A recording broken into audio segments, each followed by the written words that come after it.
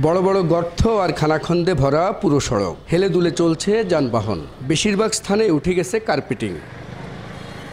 লক্ষ্মীপুর রায়পুর ঢাকা আঞ্চলিক মহাসড়কের রায়পুরের বর্ডার বাজার থেকে লক্ষ্মীপুর সদরের চন্দ্রগঞ্জ বাজার পর্যন্ত ৩৯ কিলোমিটার সড়কের বেহাল দশা। ক্রমেই যান চলাচলে অনুপযোগী হয়ে পড়ায় আঞ্চলিক মহাসড়কটি পরিণত হয়েছে মরণ ফাঁদে।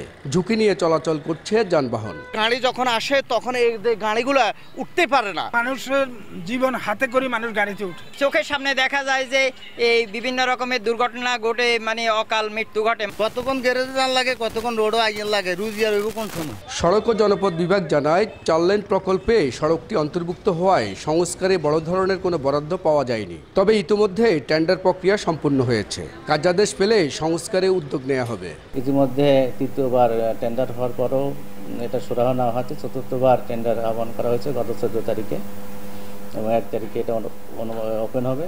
আশা করছি যে এবার যদি ঠিকাদার নিযুক্ত হয় তাহলে এখানে হয়তো বড় ধরনের কাজ করা সম্ভব।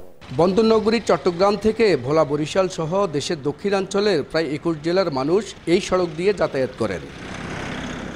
মাজহারুল আনোয়ার টিপু, সময় সংবাদ, লক্ষ্মীপুর।